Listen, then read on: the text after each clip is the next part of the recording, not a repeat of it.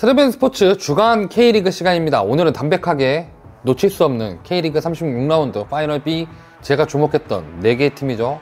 이 4개의 팀 이야기 한번 해보겠습니다. 그래서 오늘의 순서, 자, 강등권이 거의 결정이 됐습니다. 제가 보기에는 98% 결정이 됐습니다. 그리고 36라운드 리뷰를 한번 해보고요. 그리고 마지막은 제주와 대구에 대해서 이야기를 해보겠습니다. 일단 제가 지난주에 3경기를 예측했죠.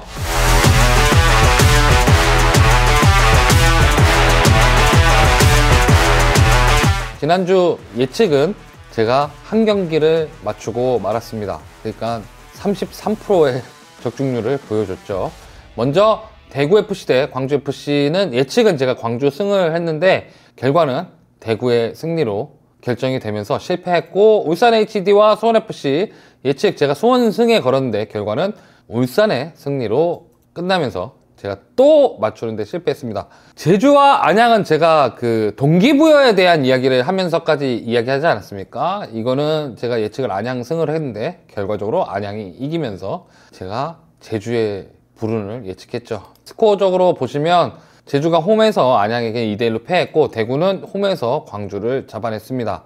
이거 뒤에 얘기해 드리겠지만 정말 대구의 그 끈질긴 DNA가 보이는 경기가 아니었나. 그리고 울산은 수원FC의 상대로 1대0으로 이겼습니다. 그래서 파이널 B 강등권이 어느 정도 정리되는 모양새가 되었습니다. 울산은 수원FC를 잡아내면서 승점차를 5점 차로 벌렸고, 그래서 수원FC를 강등권으로 더 밀어냈습니다. 수원FC는 이번에 패배로 제주와의 승점차가 아직 그렇게 많이 좁혀진 건 아니지만 그래도 승강 플레이오프를 피하기는 힘들어져 보이는 상황이고요. 제주는 안양에게 패하면서 안양에게는 자력 잔류를 선물했고, 제주 본인들한테는 대구와의 승점차가 3점으로 줄으면서 37라운드가 정말 끝장 승부가 되게 되는 순위로 정리가 되었습니다. 그러면서 수원FC, 제주 SKFC, 대구FC의 강등권은 어느 정도 정리가 되는 모습이고, 여기서 제주와 대구가 자리를 바꿀 가능성이 정말 1%대에서 10%, 10%대에서 20% 정도까지는 올라온 것 같습니다. 그래서 36라운드 리뷰 한번 해보겠습니다. 먼저 울산 HD와 수원FC 경기입니다. 점유율은 2배가 차이가 났습니다. 오히려 대부분의 시간을 수원FC가 공을 잡고 있었는데, 이게 뒤에도 나오겠지만 수원FC가 울산같이 좀 공을 관리해 가면서 경기를 했고, 울산은 오히려 공을 잡으면 다이렉트하게 직선적으로 공격을 했었죠. 그리고 선발 멤버에서도 이동경이란 카드를 쓰면서 정우영이란 베테랑도 기용을 했고, 허율이 많이 좋지는 않았지만 이번 경기에서 좋은 활약을 보여줬고, 특히 루빅손이 윙백으로 기용되다가 본인의 포지션 레프트 윙 포워드로 기용되면서 좋은 퍼포먼스를 보여준 탓도 있지 않나 싶습니다. 그리고 특히 수비에서 정승현과 조현우가 굉장히 좋은 활약을 보여줬죠. 수원FC도 꾸준히 자기네들의 축구를 했습니다. 먼저 루안이 굉장히 울산의 수비진을 위협하는 패스들을 많이 보여줬고, 안현범이 울산 수비진들을 파고드는 그런 돌파를 많이 시도했습니다. 안현범 선수가 제주에서는 윙백을 뛰었고 전북에서도 풀백에 가까운 역할을 하다가 수원FC 와서는 이제 데뷔 때 포지션인 윙포워드를 많이 보고 있는데, 여기에서도 그런 좋은 역할을 해줬습니다. 그리고 안준수를 비롯해서 수비진들도 사박을 노리는 정교한 킥으로 공격을 시도했고, 사박도 거기에 준수하게 맞춰주긴 했는데 실질적으로 경기는 결과를 가져오지 못하는 식으로 마무리가 돼서 굉장히 아쉽게 됐죠. 그래서 경기는 1대0으로 끝났습니다. 루빅손이 골을 넣었고, 제가 아까도 말씀드렸지만 수원FC가 공을 갖고 있는 시간이 더 많았고 수원FC가 공을 관리하는 시간도 많았습니다. 근데 이게 수원FC가 그러고 싶어서라기보다는 울산이 오히려 수원FC 같은 약체처럼 좀 경기를 하려고 했고, 수원FC가 거기에 따라서 울산의 빈틈을 찾아내기 위해서 그렇게 시도할 수밖에 없는 그런 식의 경기 운영을 할 수밖에 없었죠. 자, 루빅손의 골로 1대0으로 이겼던 울산 HD, 주도를 했지만이라고 되어 있지만 주도를 했다기보다 주도를 당했고요. 그러니까 주도를 하게끔 만들어졌고 결정짓지 못한 수원FC라고 보는 게 타당할 것 같습니다. 실제로 사박이 오프사이드에 걸린 동점골 상황도 보면 결정적인 상황에 그런 요소가 많이 작용을 했고, 경기 방식에 있어서도 이게 밑에와 연결되는 부분인데, 수원FC가 만들어 가려고 한 것도 많지만 울산이 낮은 위치에서 직선적으로 축구를 시도하는, 그러니까 직선적인 축구를 시도하면서 어쩔 수 없이 수원FC가 상대 진영으로 더 끌려가게 되고 더 위로 이제 당겨지게 되는 상황이 발생을 하면서 요 상황까지 유도가 됐습니다. 그러니까 수원이 점유율이 높았던 이유 중에 하나는 울산이 의도적으로 점유율을 포기한 것도 있고, 낮은 위치에서 공을 빠르게 직선적으로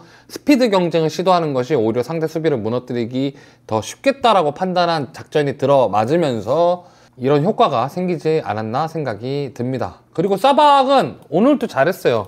이 경기에서도 사박은 잘 만들어줬고 잘 거머져 줬는데 결정적인 오프사이드에 갇혔죠.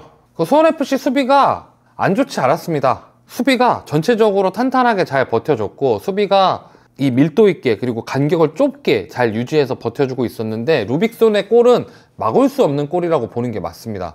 허율의 이 머리를 타고 넘는 슈팅이어서, 그러니까 선수의 머리를 타고 넘다 보니까 안준수 골키퍼가 손도 못 올려보고 그냥 서서 먹었거든요.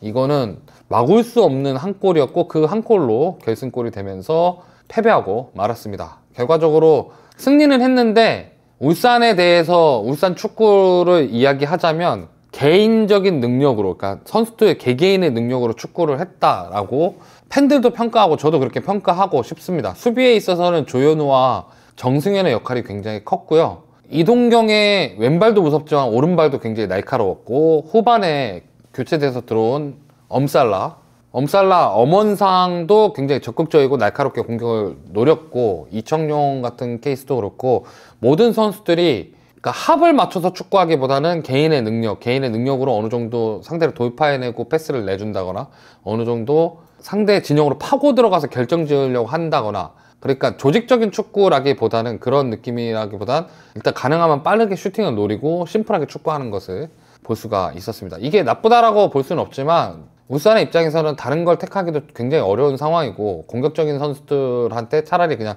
공격적인 자유도를 부여하는 게 앞으로의 상황을 타개하는 게 더 낫다라고 판단해서 이런 작전을 펼친 것 같고, 그 작전이 좋게 됐다라고 설명할 수 있겠죠. 실제로 루빅손의 골도 만들려고 만든 게 아니라 크로스가 흘렀고 그거를 루빅손한테 내줬고, 루빅손이 치고 들어가서 슈팅을 한 건데 거기서 만들어갈 수 있는 상황이 안 나오다 보니까 슈팅을 한 케이스라고 볼 수 있죠. 정리를 하자면 승리팀 울산 HD입니다. 수원FC와 승점이 5점 차로 벌어지면서 사실상 잔류가 90% 확정이 났습니다. 다음 경기에 이길 경우 울산 HD는 자력으로 잔류를 확정 지을 수 있습니다. 그러니까 같은 말이죠. 두 경기 중 1승만 해도 잔류를 확정합니다. 이 경기에서 이동경을 잃었습니다. 이동경이 갈비뼈 골절 판정이 나면서 대표팀에서도 학차를 하게 됐고, 그랬지만 개인 능력들이 각성을 하면서 이 경기를 결과로 가져올 수 있게 되었습니다. 패배팀은 수원FC입니다. 제주와 승점차가 여유가 있지만 현실적으로 10위가 최선인 상황이 되었습니다.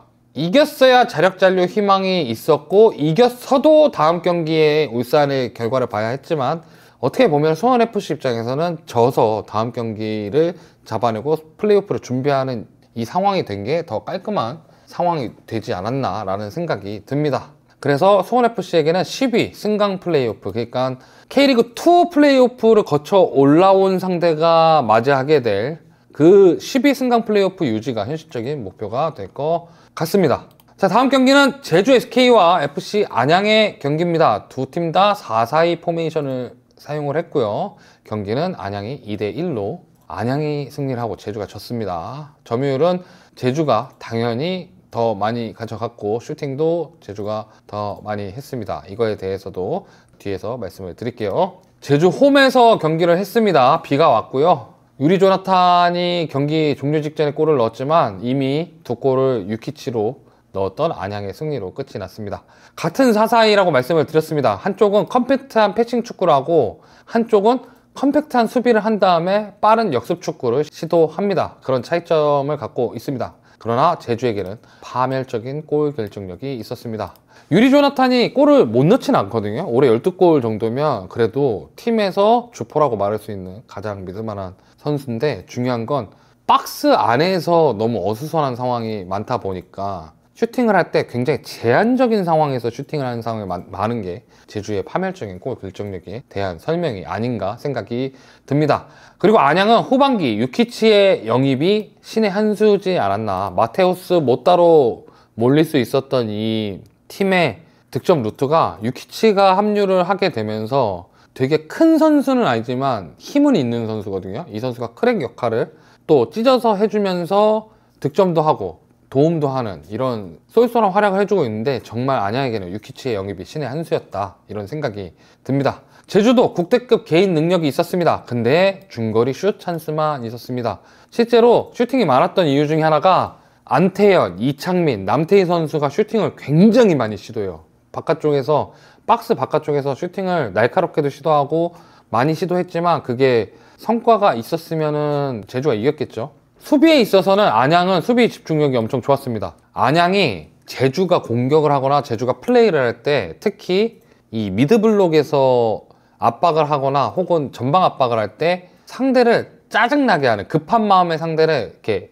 자극하는 정도의 약한 파울, 그러니까 프로페셔널 파울 혹은 택티컬 파울이라고 하는 우리 전술적 파울 얘기하잖아요. 그런 파울들을 굉장히 지능적으로 잘 썼고 이 로우 블록, 페널티 박스 근처 혹은 페널티 박스 안에서 수비에 있어서는 가운데 공간만 주지 말자는 심정으로 굉장히 많은 숫자와 굉장히 촘촘한 간격으로 끈질기게 수비를 했습니다. 물론 실점은 있었지만 경기 대부분을 리드했다는 것 자체가 안양의 수비 집중력이 더 좋았는데 제가 이 이야기를 제주에 연결해서 하는 이유 중에 하나가 뭐냐면 결정적일 때 실수하고 박스 침투를 허용한 게 다 골이 됐어요.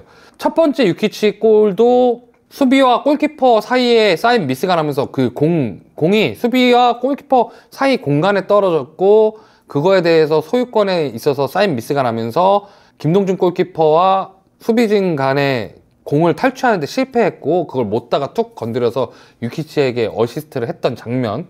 그리고 마테우스가 오른쪽 측면 박스 근처에서 잡아서 박스 안으로 살짝 들어올 때 그때 제주가 크로스할 선수를 견제를 할지 혹은 뒤로 침투하는 선수들을 마크할지 이거를 결정하지 못해서 뒤로 돌아 들어간 유키치에게 편하게 헤딩골을 헌납했던 그 장면에 있어서 제주의 수비도 되게 나빴다라고 사실 볼 수는 없거든요. 근데 그럼에도 불구하고 결정적일 때 실수를 하고 그 박스 침투를 허용한 게 이게 실점으로 이어진 부분은 제주의 분위기와 제주의 현재 수비력에 대해서 말해주는 부분이 아닌가 생각이 듭니다. 승리팀은 FC 안양입니다. 제주전 승리로 자력 잔류 확정을 지었습니다. 골은 못 넣었지만 연계로 밥값을 해주는 못다가 오늘도 든든하게 일을 했죠. 이로써 남은 두 경기는 이제 즐길 수 있습니다. 제주는 잔류가 최우선 문제였기 때문에 뭐 파이널 B에서 최상위를 노릴 필요도 사실 없고 남은 두 경기에 있어서는 내년 시즌 구상과 앞으로의 전술 같은 것들을 점검해보면서 시즌을 마무리 지어볼 수 있겠죠. 패배팀은 제주 SKFC입니다. 패배로 인해서 대구와 승점차가 3점으로 좁혀졌습니다. 이 승점차가 제가 좁혀질 거라고 전혀 생각하지 못했는데 이게 좁혀졌습니다. 이로써 37라운드 맞대결이 결국 끝장전이 됐습니다. 이게 제주 SK가 진짜 불리한 게 다득점에서 대구에게 밀리거든요. 그래서 더 위험한 상황이 되었습니다. 자, 마지막으로 대구와 광주FC의 경기에 대해서 한번 보겠습니다. 대구, 광주 모두 4-4-1을 쓰지만 디테일한 부분에서 굉장히 큰 차이를 갖고 있는 팀이죠. 광주는 4-4-2의 형태를 띠고 있지만 이 안에 패턴이나 세부적인 전술적 움직임은 그냥 4-4-2라고만 볼 수가 없는 그런 형태라고 볼 수 있습니다. 대구가 무려 92분의 골로 광주를 잡아내고 이 경기마저 승리를 하고 말았습니다. 이 경기가 있기 전에 세징야는 그러니까 의학적으로 출전할 수 있는 상태가 아니라고 얘기할 정도로 세징야는 결정이 확정이 됐고 에드가는 어느 정도 플레이 타임을 조정하거나 혹은 뭐 치료를 통해서 기용을 할 수 있는 상태라고 전해졌었죠. 그리고 잔류를 확정한 광주도 사실 코리아컵 결승도 걸려 있었기 때문에 편하게 할 거라고 생각을 했는데 편하게 안 하고 굉장히 빡세게 했어요. 그러니까 어찌됐건 한 경기라도 더 이기려고 했고 한 경기라도 더 이겨서 더 높은 순위로 이 시즌을 마무리하려는 그 광주의 의지도 볼 수 있었습니다. 근데 대구의 간절함이 더 컸죠. 그리고 이 승리가 대구의 올 시즌 두 번째 클린시트이자 첫 번째 클린시트 승입니다. 36라운드에 이르러서야 무실점 승리를 따낸 대구입니다. 세징야의 공백을 누가 메울까, 어떻게 메울까를 좀 걱정했는데 킥이나 패스에 있어서는 김정현이 그것을 대신했고, 박대우는 그 세징야 특유의 돌파력과 볼 운반력을 후반전에 하프타임 교체로 들어와서 그 역할을 나눠 가짐으로써 두 선수가 세징야 개인의 문제를 이렇게 분리해서 나누면서 잘 메웠습니다. 특히 김정현 선수는 원래 세징야가 없으면은 세트피스 키커, 그러니까 프리킥을 이제 처리할 수 있는 좋은 킥력을 가진 선수인데, 이날도 이 미드필드 위치, 깊은 위치에서 측면을 향한 좋은 양질의 패스들을 많이 보여주면서 세징야의 공백을 잘 메웠죠. 이 경기의 그러니까 결과적인 것보다 과정적인 포인트는 이거였습니다. 지난 경기 광주가 전반전에 빌드업 미스가 굉장히 많았는데 그런 미스가 확실히 줄어들고 경기를 좀 더 담백하게 했다면, 그런 광주를 상대로도 대구는 끈질기게 두들기면서 결국 승리를 따냈습니다. 여기에 있어서 제일 중요했던 게 에드가의 제공권 장악. 그러니까 후반전 30분 정도를 남겨두고 에드가가 들어왔는데, 에드가가 광주의 문전 앞에서 공중볼을 계속 따내기 시작합니다. 그 중에 81분 정도에는 가슴으로 공을 컨트롤해서 발리슛을 이렇게 날렸던 장면이 굉장히 아슬아슬하게 득점이 안 된 장면도 있기도 할 정도로, 이 선수가 과연 아픈 선수인가, 아킬레스건이 안 좋은 선수인가, 이게 의심이 들 정도로 좋은 활약을 보여줬고, 그렇게 에드가 선수가 제공권으로 어그로를 끌어가면서 최후의 찬스가 김현준에게 갔고, 김현준이 그 찬스를 놓치지 않고 밀어 넣으면서 대구는 또 한 번의 희망을 이어갈 수 있게 됐습니다. 자, 승리팀은 대구FC입니다. 자력으로 제주에게 3점 차까지 따라 붙었습니다. 여전한 에드가의 존재감이 있고요, 간절함을 결과로 만들었습니다. 그리고 올 시즌 첫 클린시트 승리까지 덤으로 챙겼습니다. 패배팀은 광주FC입니다. 잔류는 확정했는데 지금 광주에게 더 중요한 거 코리아컵 결승에 전북현대가 올라가 있는데, 전북현대가 우승을 하면 K리그 5위 팀한테 아시아 챔피언스 리그 2 티켓이 가게 되고, 만약에 광주가 우승을 하게 되면, 코리아컵을 우승하게 되면 ACL2 티켓을 광주가 가져오게 됩니다. 그래서 광주 입장에서는 아시아 챔피언스 리그에 나가서 그 출전 수당을 받아오는 것도 굉장한 구단의 수익이 되기 때문에 이 부분에 대해서 결코 놓치고 싶지 않을 겁니다. 이정효 감독도 번번이 그것에 대한 마음을 드러낸 적이 있었고요. 그럼에도 광주는 살살하지 않았습니다. 물론 기용에 있어서 잘 기용하지 않던 선수들을 최근 들어서 좀 넣기 시작한다던가, 좀 팀을 어느 정도 로테이션을 돌리는 모습을 볼 수 있었지만, 이정효 감독 특유의 그 열정적인 행동으로 봐서는 이 경기를 놓칠 생각은 없었던 걸로 보입니다. 제가 인상적으로 생각했던 부분은 광주가 결과는 못 가져오고 있지만 전 경기에 있었던 잔미스가 안 보였다는 게 굉장히 크지 않나, 그런 생각이 듭니다. 그래서 이번 주 주간 K리그의 핵심 마무리, 제주와 대구, 제주 SKFC와 대구 FC의 37라운드 경기에 대해서 이야기해 보겠습니다.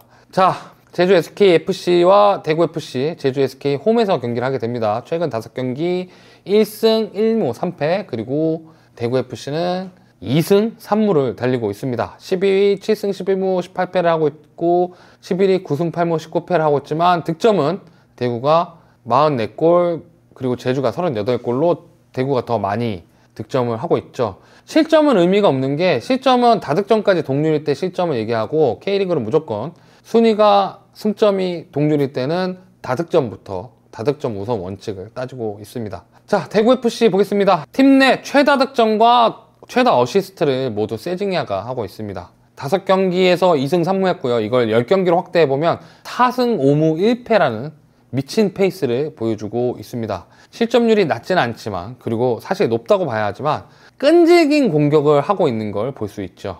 그리고 후반 20-30분 정도 남겨두고 꼭 에드가가 들어오는데, 이 에드가가 여전한 존재감을 보여주고 있습니다. 공격적으로나 제공권적으로나 여전한 존재감을 보여주고 있습니다.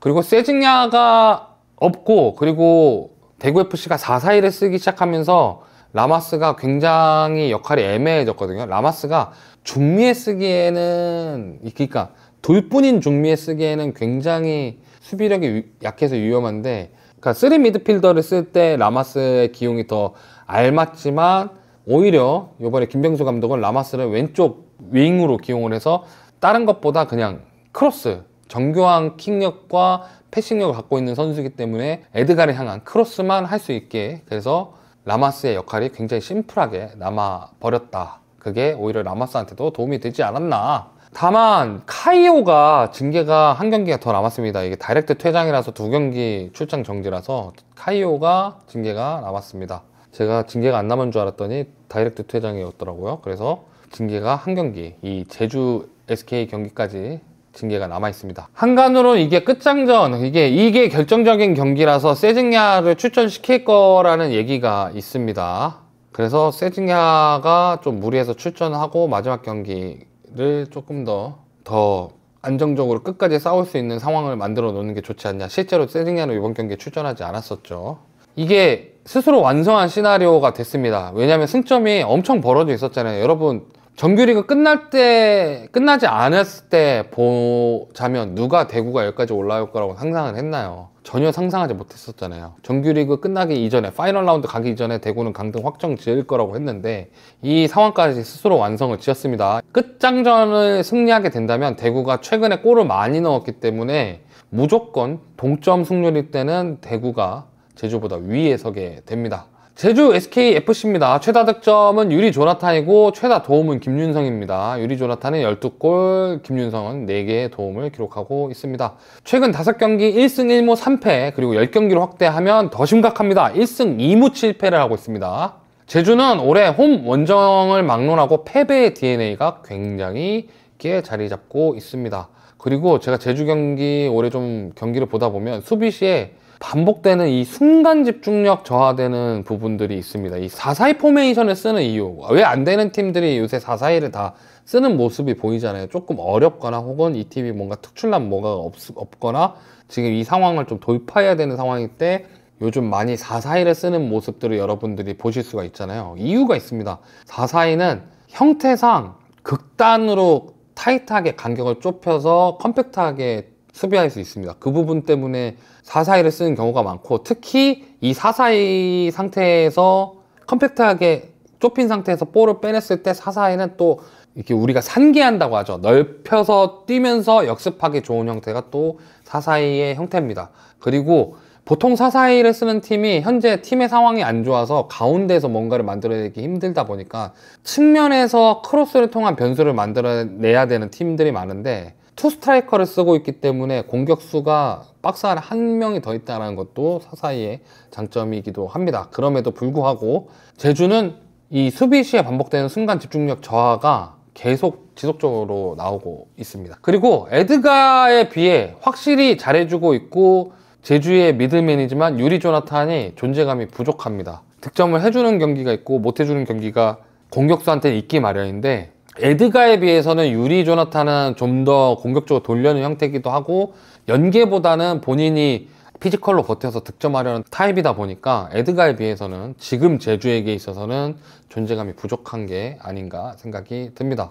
제주에게 악재는 또 있습니다. 경고 누적 징계가 있는데 그게 이창민과 안태현이 있습니다. 특히 이창민은 제주의 선장 그리고 주장이기도 하고 제주의 팀의 공격 방향을 결정하는 중앙 미드필더로서 팀의 플레이메이커라 볼 수 있는데, 이 선수가 하필이면 요 끝장전에서 경고 누적 결장을 합니다. 지난 안양전에서도 이창민이 보여주는 중거리 슈팅이나 혹은 이창민이 슈팅을 때리는 척 해서 안으로 갖고 들어가서 변수를 만들어내는 부분들이 굉장히 날카롭고 위력적일 때가 많았는데, 정말 필요할 때 이창민이 뛰지 못하는 상황이 발생을 하면서 또 한 번의 어려움을 가져오게 됐습니다. 거기에 다득점까지 대구에게 밀리고 있습니다. 이 부분이 굉장히 큰 부분이에요. K리그는 더 공격적인 경기를 위해서 다득점 우선 원칙을 정하고 있는데, 이게 같은 승점, 비슷한 승점인 상태에서 득점이 지금 대구가 더 많잖아요. 그래서 승점이 동점이 되게 되면 대구가 일단 유리하고, 만약에 마지막 경기까지 승점이 동점이 되게 되면 이 순위를 뒤집지 못합니다. 그렇게 되기 때문에 이 경기에서 제주는 대구를 잡아야 되고, 대구를 잡아내야 잔류를 할 수 있고, 대구 입장에서는 잔류를커녕 다이렉트 강등 안 당하려면 일단 제주를 잡아야 되는 이런 식의 상황인데, 역설적으로 승점은 3점이 밀리지만 반대로 상황적으로는 대구가 굉장히 유리한 상황이라고 볼 수 있습니다. 이 경기에서 지면 최종전까지 생존 경쟁을 해야 되는데, 그래봤자 남은 경기가 한 경기라는 게 또 그건 함정이죠. 제가 3경기 중에 2경기를 틀렸음에도 불구하고 또 한번 감히 승리 예측을 해보겠습니다. 대구 SKFC와 대구 FC의 이 37라운드 끝장전, 저는 대구의 승리를 한번 예상해 보겠습니다. 경기력과는 별개입니다. 결과를 계속 못 가지고 있는, 정말 결과가 너무 안 좋은 제주입니다. 그리고 부족해도 끈질기게 결정 지어서 살아나는 대구 FC죠. 그리고 세징야가 투혼에 복귀를 할 가능성이 있다는 점, 그리고 중원의 핵심, 그리고 그냥 팀의 핵심인 이창민과 안태현이 출전할 점, 이게 제일 크다고 봐요. 동기부여상 또 불리한 제주. 요번에 여러분들 롤드컵 보셨어요? 5세트까지 가는데 그런 얘기를 제가 지인들한테 했습니다. T1은 다전제에서 5세트까지 가서 뒤집어보는 경험을 했고 우승해보는 경험을 했는데, KT한테는 그런 게 없었다. 지금 제주가 이 상황을 갖다 붙이면 어떻게 되냐면, 최근에 대구는 지속적으로 질 뻔한 경기에서 비기고 비길 뻔한 경기에서 이기는 경험을 해보는데 반해, 제주는 좋은 이미지보다는 우리가 지금 계속 안 좋아지고 있다는 이미지가 더 씌워져 있는 상황입니다. 이 상황에서 대구는 제주를 잡으면 우리가 살아남을 수 있는 긍정적인 동기부여가 돼 있고, 제주는 여기에서 지면 우리는 정말 강등당할 수도 있다는 부정적인 동기부여가 또 지배하게 됩니다. 제가 지난주에 이 얘기했고, 이걸로 인해서 경기 결과가 결정날 가능성이 크다라고 말씀을 드렸잖아요. 실제로 그래서 안양이 이겼었잖아요. 그 부분에 있어서 지금 제주는 선수들의 위닝 멘탈리티에 있어서 문제가 지금 굉장히 크지 않나, 그런 생각이 듭니다. 실점할 때 선수들의 좀 모션을 보면 그런 부분이 있지 않나 느껴져요. 이거는 프로에서 뛰는 프로 선수들도 어쩔 수 없는 부분이라 하더라고요. 키워드는 제주의 수비진은 에드가를 어떻게 제압할까. 무조건 후반전 30분을 남겨놓은 시점에서 만약에 0대0이거나 혹은 1대0으로 대구가 밀린 상황이 되더라도 에드가를 언제 들어오냐의 차이지, 에드가를 투입시킬 가능성이 큽니다. 그럼에도 불구하고 에드가가 K리그의 어지간한 수비수들을 상대로 경합에서 아직도 이겨내고 아직도 거기서 존재감을 발휘하고 있습니다. 지금의 제주 수비진들이 결코 수비력이 좋다라고 할 수 없는 상황에서 에드가를 제압할 수 있을까, 이 부분도 지켜봐야 될 키포인트가 아닌가 생각이 듭니다. 그리고 경기력적으로 혹은 플레이적으로도 정리를 해보면 대구는 할 게 명확해요. 대구는 할 게 명확한데 제주는 주도에도 계속 뭔가가 애매합니다. 안에서 결정이 나지 않고 경기장에서 뭔가 할 수 있는 게 나오지 않는 상황입니다. 사실 이렇게 될지 몰랐습니다. 저는 그냥 속으로만 생각했어요. 대구 팬들한테, 그리고 제주 팬들한테 죄송하지만, 유튜브의 신이 저를 돕는다면 제주가 지고 대구가 이기겠지? 라고 생각을 했고, 저는 토요일날 경기를 안 보고 나중에 풀경기를 따로 봐야겠다라고 생각을 했습니다. 그리고 제가 나중에 경기 결과를 확인하고 경기를 봤을 때 진짜로 대구가 이기고 제주가 졌더라고요. 물론 하는 선수들, 그리고 이 두 팀의 팬들은 정말 피가 마르는 기분일 겁니다. 이미 2023년에 경험을 해봤던 일이거든요. 이거 하면 여기 하면 이길 수 있어, 여기에서 이렇게 하면 될 것 같아, 이런 거가 계산은 되지만 우리가 플레이할 수 없기 때문에, 선수들이 뛰는 거고 감독들이 짜야 되는 거고 하는 거기 때문에 팬들은 정말 죄가 없다라고 생각을 하는데, 정말 이렇게 타이트한 시즌, 이런 시즌이 다시 올 수 있을까 하는 생각이 들 정도로 올 시즌 굉장히 타이트한 시즌이 아닌가 생각이 듭니다. 여러분들 제주와 대구 경기 꼭 주목하시고요. 그리고 각자 응원하는 K리그 팀의 결과도 주목을 하시고요. 스냅의 스포츠 주간 K리그는 다음 주 경기를 또 리뷰하러 돌아오겠습니다. 지금까지 스냅의 스포츠 주간 K리그 장동이었습니다.